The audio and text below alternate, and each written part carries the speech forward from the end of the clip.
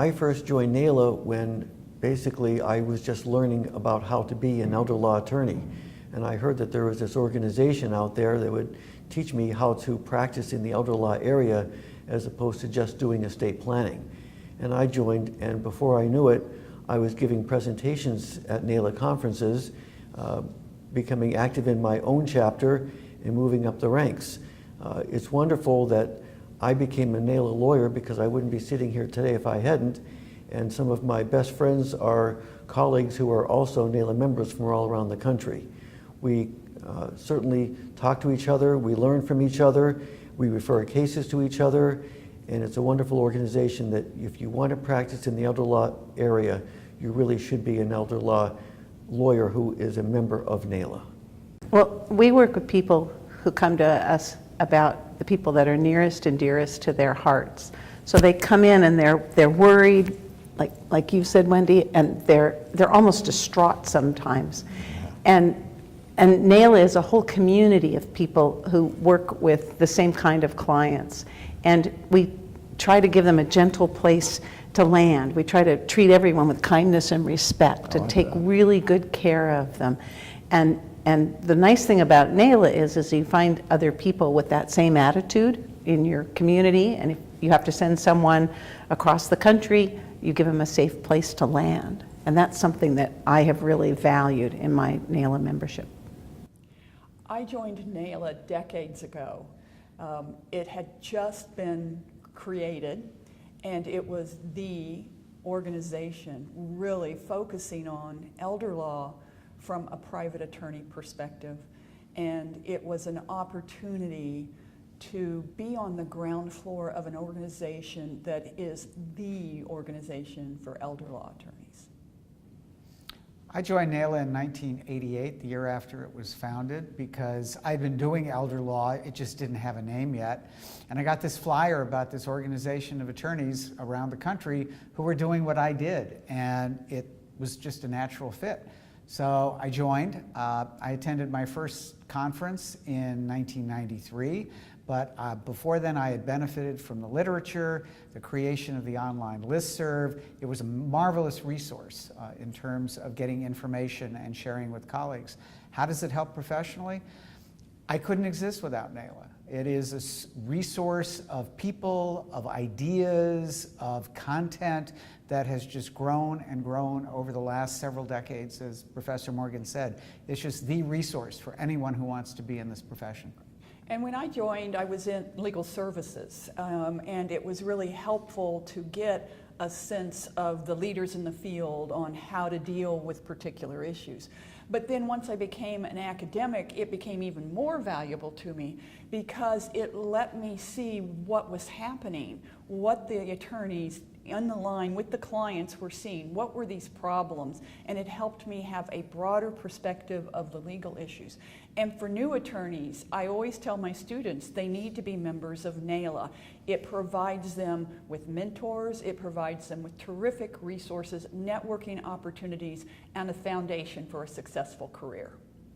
And the flip side of that is that it gives us as members access to the academics, where we can see the research, where we get in one place the cases that are occurring all over the country, and we have the ability to talk to them about what's the cutting edge issues and what are the cutting edge answers. And it's a very satisfying practice, I think. I know I got into it through the estate planning door and started doing estate planning, or was doing estate planning, and I kept getting questions about my parents have these issues, or I have these issues, says my client, and so you start searching around for other attorneys who've maybe dealt with these issues and reading for trying to find out what's going on, and thus stumble into NAELA, which was a godsend when I joined, and it's been very helpful ever since. It's really hard for me to imagine not being a NAELA member, as far back as I can remember into the early 90s when I first joined NAELA and attended my first conference in St. Louis. I was blown away. I was blown away by the people that I met. I was blown away by the fact that there's this organization a national organization of attorneys that do exactly the kind of work that I do, that I could network with, that I could exchange ideas with. I was blown away by the talent of NAELA membership, people whose depth of knowledge far exceeded mine, the ability to talk to those people, to network with those people, to learn from those attorneys. That kind of an opportunity was something that I couldn't resist. That was over 25 years ago, and I still can't imagine my life without NAELA. I've gotten involved in NAELA committees. I've gotten involved in NAELA advocacy. I've attended NAELA programs year in and year out. And as I said, it's really hard for me to imagine my life without NAELA being an integral component of it. There are so many other things that flow from your NAELA membership. It's certainly true that you get out of something what you put into it. I've certainly dedicated myself to contributing to NAELA, but I've gotten so much more out of NAELA, the membership, the organization, than the work that I've put in. It really is one of the most valuable memberships you could embrace. And the ability to help my clients nationally by making referrals. I can pick out from the NAELA membership directory online or the hard copy. I can take a look at any state, any part of the country, and when clients call me up and they say, can you introduce me to an elder law attorney in another area? Invariably, the answer is yes. And then the final thing I really want to impart is how I have made lifelong friendships out of my relationships within NAELA. These are people that have helped sustain me not only professionally but also personally. So I can't say enough about my NAELA membership. Like many of my colleagues, I got involved in elder law through a personal experience. I was a lawyer. I worked for the government for a while. I actually have a degree in public policy as well as in law. But during my course of working in private practice, my mother contracted Alzheimer's disease. And that changed a lot about my personal as well as professional outlook on life. And it was through advocating for her and dealing with many of the issues that she had to go through, I discovered the area of elder law, and what I learned dealing with her I wanted to do and help others with. You know, my journey began when I was just a little kid. For those of you that have seen me around at our live events, for those that haven't, come out. Come get to know me, because with me is always another guy. His name is Dimitri. He's my seeing eye dog.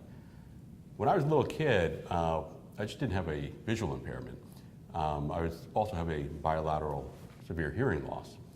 And I was told in third or fourth grade that I'd never read above a fourth grade level. And they told my parents, make sure your son learns a trade, because he'll never make it in the world unless he knows how to put a nail into a piece of wood. Those are words that resonate with me today. And my advocacy for those with special needs started as a little boy. Started with arguing over my own IEPs as a kid. When I went through law school, never forget interviewing for jobs as well as entering into law school, where folks would routinely say to me, I don't understand how a blind person can be an effective lawyer. Those words resonated as deeply as the words that I heard when I was younger. And that is why I've become such a staunch advocate for those with special needs and those who are seniors and need assistance as well. To be the voice for others and make sure that they are empowered and realize whatever the scope of their abilities are, to maximize the scope of their abilities to fight for themselves and demand that they get a standard and quality of life that they deserve in what they want to do, not what they're told to do. We've taken that also here in NAELA to a higher level. And I originally got into this area of law because I was a social worker in my former life, and in fact I probably wouldn't even be practicing law if this area didn't exist. And I was introduced to someone who practiced in the area of mental health law specifically, and he invited me into his office to clerk with him in law school, and from there I was fortunate enough to have a job after law school in this field. I practice in the area of elder law and special needs because it gives me an opportunity to help people in multiple different stages of their lives, and it helps me get a chance to, again, plan for in the future and help them set things up to avoid a crisis, but also help them work through a situation that they may not have expected or that they haven't necessarily planned for. And I think it is a nice area of the law where you get a lot of client interaction and you have the ability to make long-lasting relationships with those clients. It's not necessarily just one interaction. It may be over many years or many months. You might have different levels of families that come in to see you, so it might be an intergenerational thing. And it gives you a chance to really interact and understand someone maybe outside of just the walls of the office that you have with them. I got involved in elder law based on family circumstances. As I grew up in a house with both my great-grandmothers. One of them lived to 98 and one of them lived to 104. And they moved in together. They were both widows and didn't want to be alone. It was a two-family house, and my family lived in one side and they lived in the other side. And every day when my brother and I would get home from school, we would go over do our homework there. It was entertaining for them, for us to be there, and we would just check in on them. They had some homemakers that would come in, so they would get them up and serve them lunch, but some days they haven't had lunch yet, or they'd still be in bed when we got home around 2:30 from school. So there were services and supports out there, but I just knew that there had to be something more. So I wanted to get involved in the area, and I didn't know that elder law was a field of law. I always imagined myself practicing law and then maybe volunteering with the elderly on the side. I found out when I was in law school that elder law was a practice of law. So it all came together and I was able to do it all in one. Yeah. It's interesting because we see so many people who become involved in elder law because of family situations. Seeing there's nothing out there, or there's lots of stuff out there, but there's no way to connect the people with the need with the services that will help them. So we see a lot of people want to go into elder law because of family situations. We a lot of times talk to law students and young lawyers about the fact that the people that practice elder law just are a different breed of people. They're just good people that want to do well for their clients, and they want to do well for each other. So there's this collegiality in the area of elder law that isn't in a lot of other areas of law. And so I encourage law students to see that this is like a great lifestyle, right? Like that's just a great lifestyle to work with the elderly and to work with elder law attorneys and attorneys that do work with people with disabilities. Yeah, that's true. I think this is a very rewarding area to practice in because you get an opportunity to truly help people through a difficult stage of their life. I was drawn to it personally because both of my grandmothers ended up needing long-term care, and when you would look around, there just weren't options out there as to how to help them solve their problems. And so it was a natural progression for me to fit into that role now almost 15 years ago. And I can't think of other areas of law where you have clients that bring you gifts just because they like you and they want hugs on the way out the door. You just don't get that with your divorce and criminal law attorneys. So I find it to be a very professionally rewarding experience. My background, I started as an attorney in legal services. I always was very public interest focused, and I was driven to become a lawyer to help people from a very young age. After working a number of years in legal services, doing things, working with the elderly and persons with disabilities, I really found a niche that I really like to do. In my current job, I'm actually a government attorney working in a public guardianship office. I still get that same value in what I'm doing in helping people. And it's an area that's constantly developing. It's very rewarding and extremely challenging, and something that I don't have any reason to want to change. I continue to practice in the area of special needs law and elder law because of the clients and the reward and the satisfaction that we as NAELA attorneys receive from our clients. My personal story is I started as a traditional estate planner, simple wills and trusts and tax law, and really elder law and special needs planning takes that and throws it on steroids. And what you get back from your clients when you serve them with this holistic approach is second to none, and it wakes me up every morning more excited to come to the office than the next day or the previous day. And my practice started out as a judicial clerk and magistrate in the probate court hearing cases, and so I'm very passionate about the needs of those individuals who are facing incompetency or who are disabled. And it's just such a joy to be on the other side of the bench, to be helping people and learning and teaching them how to avoid the strictures of a court proceeding, but rather to plan ahead and to really, just plan wisely. The reasons that I practice elder law, I got into this field when I was taking the elder law class in law school, and my grandma, I swear, got a hold of my syllabus for my elder law class. She had a fall in her independent living apartment, and then she had to go to a short-term skilled rehab unit, all while I was taking class and learning about the Medicare coverages for that specific type of treatment.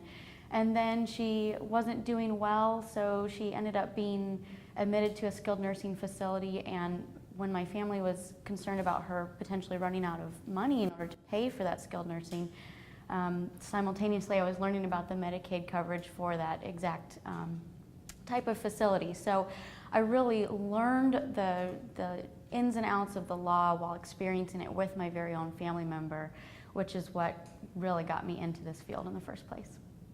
Unlike Maureen, I wish I can say a family member's experience really precipitated my interest in elder law, but I would be lying if I said that. Unfortunately, both of my grandparents, or two of my grandparents, did have Alzheimer's disease. But I remember when I was a baby elder law attorney back in, I think, in 1999 or 2000, I went to my first NAELA conference, which just happened to be in my hometown where I practiced in Philadelphia at that time. And I went there after very, very little type of elder law work, and I spent a half day at the conference. I didn't stay in the conference hotel because I lived 15, 20 minutes away. And I remember coming home that evening, and I said to my wife, I wanted to be an elder law attorney, because at that conference I saw and witnessed firsthand the passion that elder law attorneys bring to the practice and the advocacy that they provide seniors. So since that time, which was almost 17 or 18 years ago, what started out as simply an area of law that I thought would of interest me has turned into my life's calling. And the only type of area that I would do from now on, as well as do or know how to do, is elder law. And I'm very thankful that because of NAELA 17, 18 years ago, I'm sitting here talking to you today. The other thing that's helpful is many times, and I'm experiencing now as an elder law attorney, sometimes now we're having to start practicing what we preach. And my father has Parkinson's, and so in dealing with his illness, I've had to start saying, okay, now do I practice what I've been preaching to my clients all these years? And surprisingly, the information my clients have given me over the years and that I've passed on to others, I find that same personal thing that comes in. And I think that's the advantage of NAELA members, is that we a lot of times have not only that personal experience, but also from our clients to help the families assist our clients in either the aging processes or diseases or just living life. Because sometimes, as I have to remind clients, sometimes things happen that's not necessarily your fault, because we sort of tend to see the legal system as deciding who's at fault and who's not at fault. But sometimes things happen, and I think that also is a great advantage that the NAELA members have. My law school clinic was actually based in a hospital for over 20 years. I was in a center on aging, a multidisciplinary center on aging. And it happened to start the very year that the Patient Self-Determination Act went into effect, and the issues of advanced medical directives were all over hospital settings, at least. So by networking with people like Charlie Sabatino with the American Bar Association and Natalie Kaplan and Myra Gilfix and Doris Hawks and Bessie Angevine, people in NAELA who are involved in health law and bioethics issues. It gave me something to bring back to my hospital where I'm on the ethics committee. You know, and I just had a much richer understanding of the interaction between health issues and legal issues. So that's been my particular benefit in NAELA. And it's very stressful at times because you do go home and start thinking about things and, you know, trying to solve people's problems. But don't you find, though, that sometimes you're talking to a client and the client will say, well, my mom and dad won't have any help in the house because they don't like how they clean or how they cook, and so they won't let them do anything, and so then they fire them. And I'll say, yes, and we describe it a little bit, and they'll say, have you met my mom and dad? You seem to know a whole lot about them. So while every client is different, they all have so many things in common. The same. Yeah, Right, the issues right. are the same.